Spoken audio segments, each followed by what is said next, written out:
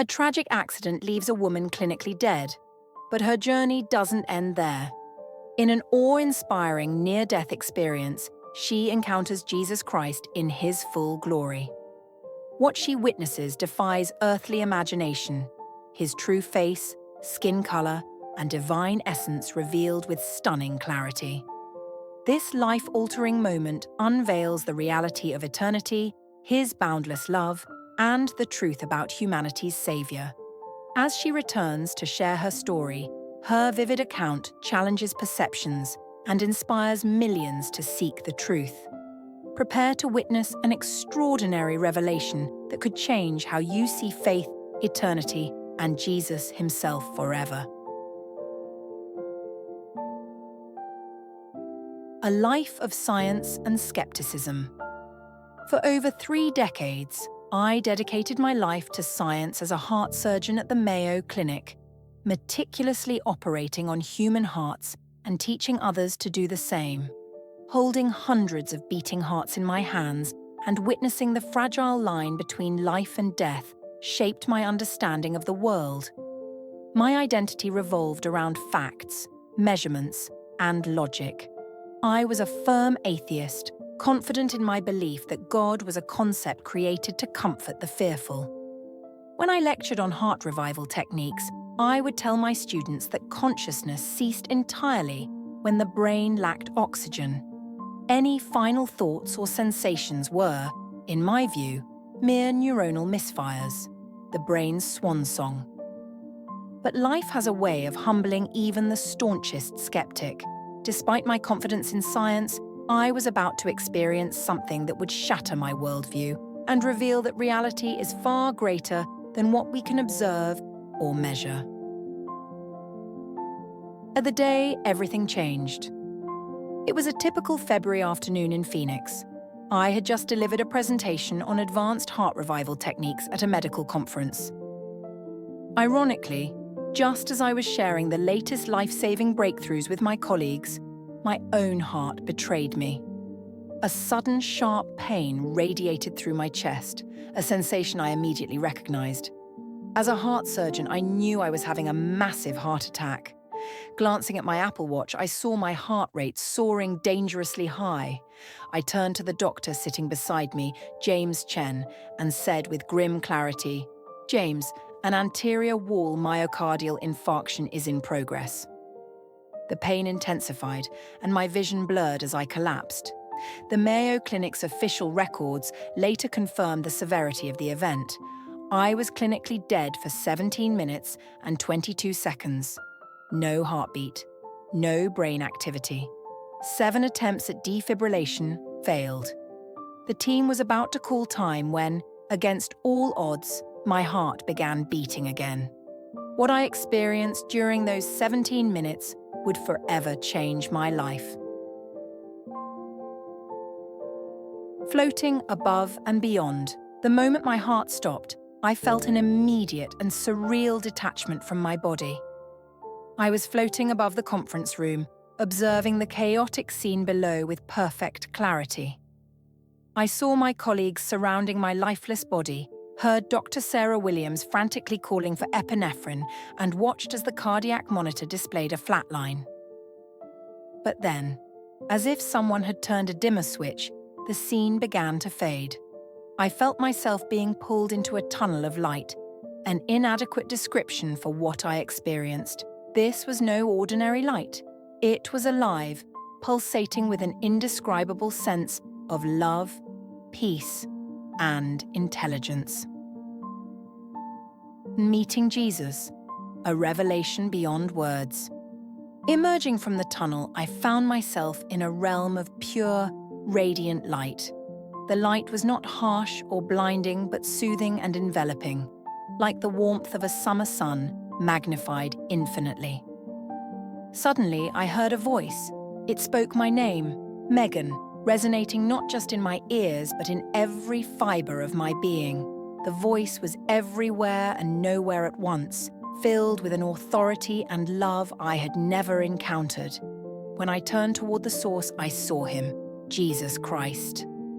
His appearance was unlike any depiction I had ever seen in art or history books. His features reflected a depth of wisdom and compassion that transcended human understanding. His skin was a rich, warm tone, his eyes radiant with a mix of authority and infinite kindness, and his scars from the crucifixion glowed like badges of triumph. To the voice that transcends language. When Jesus spoke, his voice carried layers of meaning beyond words. It resonated with my soul, bypassing my scientific skepticism.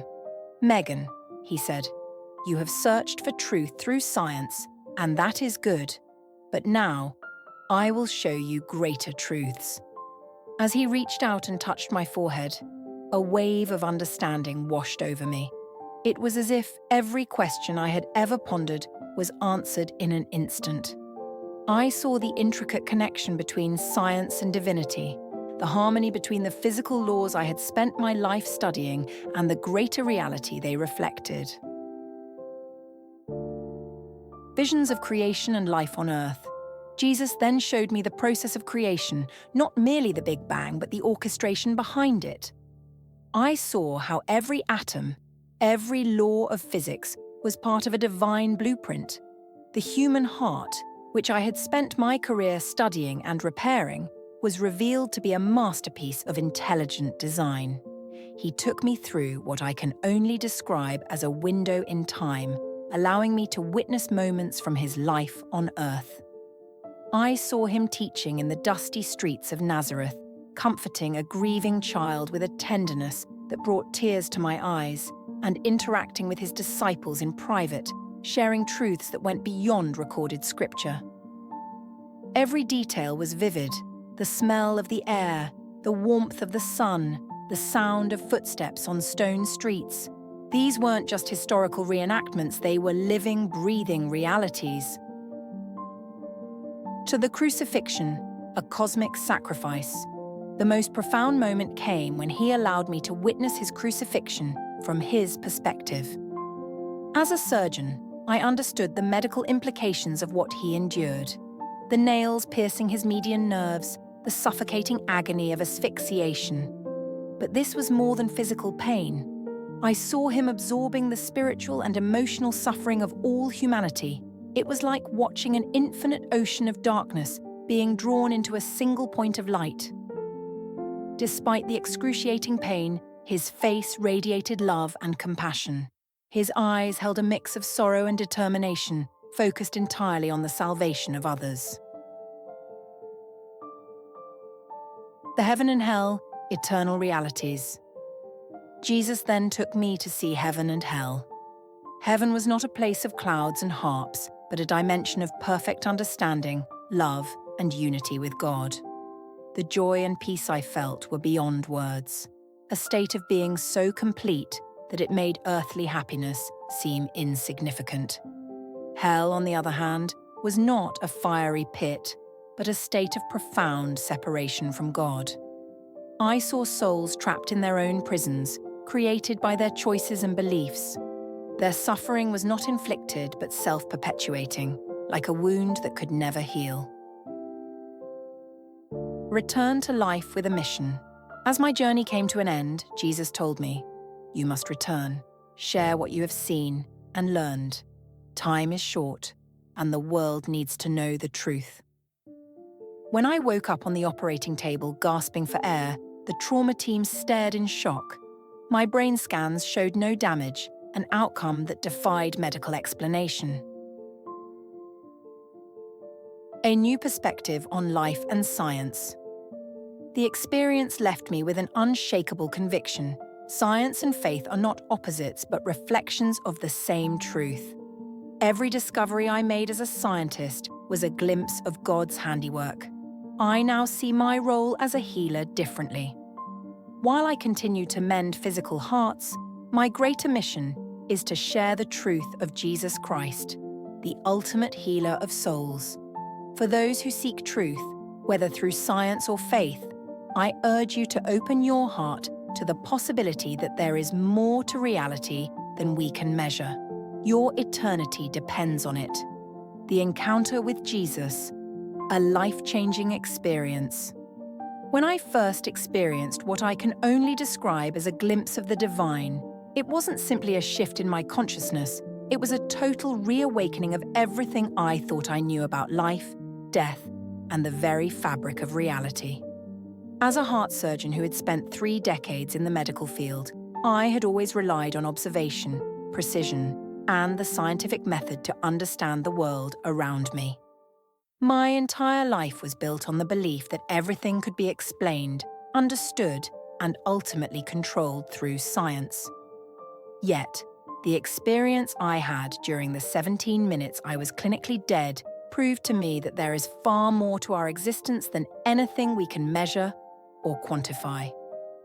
In the moments after my heart stopped, I found myself not in the cold, sterile environment of the operating room, but instead in a realm that was both indescribable and infinitely real.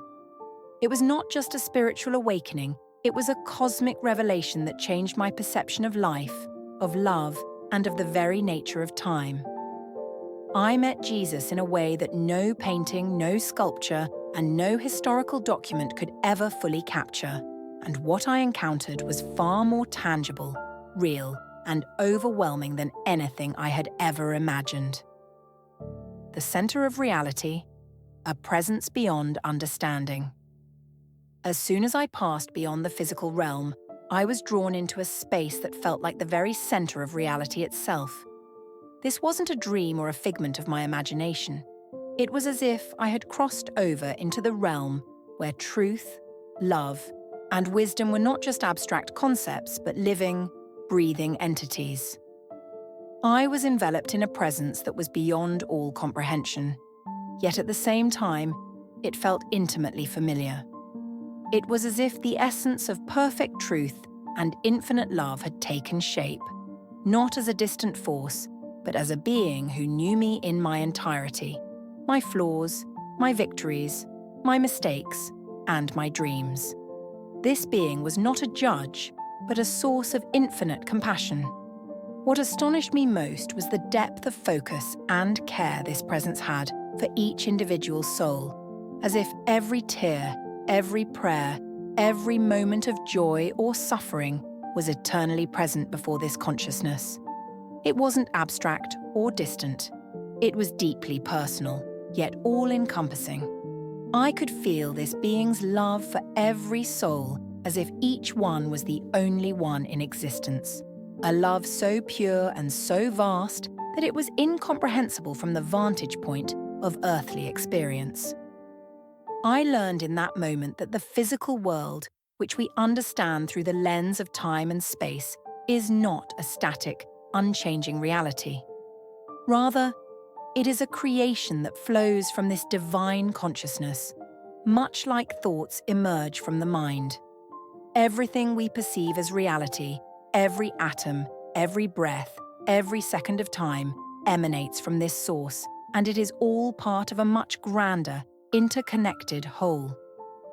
This realization did more than just challenge my understanding of science, it redefined it entirely. A glimpse of Jesus, the true reality beyond artistic depictions. Many people, when they hear about near-death experiences, are most interested in the descriptions of Jesus, how he looks, what he sounds like, what he exudes.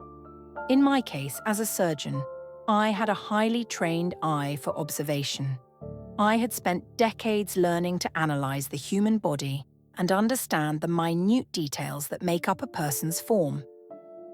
I approached my experience with the same level of detail that I applied in the operating room, which allowed me to recognize certain features of Jesus that differ significantly from the typical artistic portrayals of him. When I first saw Jesus, the most striking thing about him wasn't just his physical form, it was the sheer presence he carried. He was not towering in height or physically intimidating, but there was something about his stature that radiated authority and power. His presence was not just noticeable, it was overwhelming in the sense that it filled every space around him without taking up any of the room. It was the kind of presence that commands attention without uttering a word, a presence that transcended physical space. He was of average build, but his body was clearly the result of a life spent in constant movement, working as a carpenter, traveling on foot across vast distances, teaching, healing, and living among people. His skin tone was a beautiful light olive, not the pale European depictions often shown in paintings, but more akin to the rich, sun-kissed tone of modern Middle Eastern people who balance time both indoors and outdoors. What amazed me was the way his skin glowed. It wasn't radiant in a way that hurt the eyes, but it had a luminous quality, as though he were lit from within. The best comparison I can give is the warm golden hue of honey that has been softened by sunlight. It wasn't an artificial radiance, it was a life force shining through his being. His hair was something entirely different from what I had expected. It wasn't dark brown or black, nor was it the light blonde depicted in many European artworks. It had a golden quality to it, shifting between shades of honey and amber, as though light itself danced through the strands. His hair was longer than I had imagined, flowing down to just above his shoulders. What was truly remarkable about it was the way it moved in harmony with the light, almost as if the hair itself was alive, shifting with the divine energy surrounding him. It was perfectly groomed, but it didn't appear as if it had been styled by human hands. There was no indication of human effort involved, just the natural flow of divine order. The eyes, the window to infinite wisdom and compassion. But it was his eyes that left the deepest impression on me. As a surgeon, I had spent years learning to read the expressions of my patients, identifying pain, joy, fear, and relief in their faces. I had seen thousands of eyes in my lifetime, but I had never seen eyes like Jesus. His eyes were not simply brown or blue as we tend to categorize them. They seemed to shift between the two colors, almost as if they were never fixed in one state. At times, they were a warm, amber-like brown. At other moments, they transformed into a piercing, deep blue. It wasn't the kind of fluctuation that you'd expect from a change in light, but a true transformation, one that mirrored the depth of the wisdom and knowledge he held. His eyes were not just windows to his soul, they were windows to the entire universe. I felt as though I could see everything in his gaze, the suffering of the world, the love that had been poured out for humanity, and the deep, unshakable understanding of all things. Yet, even in the overwhelming knowledge and wisdom contained within those eyes, there was an unfathomable compassion. His gaze seemed to pierce through every veil, reaching into the deepest recesses of a person's heart, seeing their truest self without judgment, only with love. When he looked at me, I felt as though he understood every part of me, every moment of doubt, every failure, every aspiration, every hope I had ever carried. But in that gaze, there was no condemnation, only the most profound love and acceptance. It was an overwhelming feeling, one that brought me to my knees before him. His eyes were not merely eyes. They were the source of all understanding, a divine intelligence that transcended human experience. The royal stature, grace, beyond the physical realm. When I looked at Jesus, I didn't just see a man, I saw someone whose very being seemed to transcend physical limitations. His posture was regal, yet it wasn't stiff or distant. It was both royal and approachable, the perfect blend of respect and friendship. There was an elegance to his every movement, a grace that defied the laws of physics. It wasn't the sort of elegance we associate with trained dancers or actors. It was a natural, effortless grace that came from being fully in tune with the divine reality that he was. Every movement was purposeful, and every step he took seemed to reverberate with a beauty that went beyond physical appearance. His clothing was equally astounding. Jesus was wearing a robe made of material that I can't even begin to describe. It wasn't linen or silk, nor any fabric known to man. It was as if the very essence of light had been woven into the fabric. The robe shifted in color, flowing from a pristine white to shades of deep blue and purple that I had never seen before, colours that didn't exist on Earth. The way the robe moved was not like cloth, but more like the fluid motion of light itself. It seemed to bend and sway in the air, creating a sense of movement without any physicality. It was both timeless and eternal. As Jesus looked into my eyes, he spoke words that changed the course of my life. Tell them that I am more real than their doubt, more present than their fear, and more loving than their shame. These words didn't just reach my ears, they penetrated the deepest part of my being.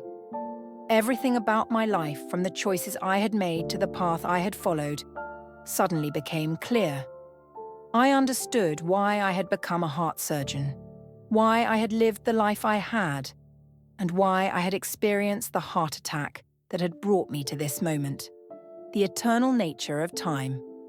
A new understanding of reality. One of the most profound lessons Jesus imparted to me during this encounter was the nature of time. In my scientific career, I had always understood time as a linear progression, an irreversible sequence of cause and effect. But Jesus showed me that time, as we experience it, is just one dimension of a far greater reality. He revealed to me that every moment of life, every prayer, every tear, every joy, every sorrow is part of the eternal. What we see as past, present, and future is simply an illusion, a construct within the greater expanse of eternity. In the eternal, all things exist at once. Every prayer ever uttered, every heart ever broken, every life ever lived, all are eternally present before the divine consciousness. This realization shifted my entire perspective on life.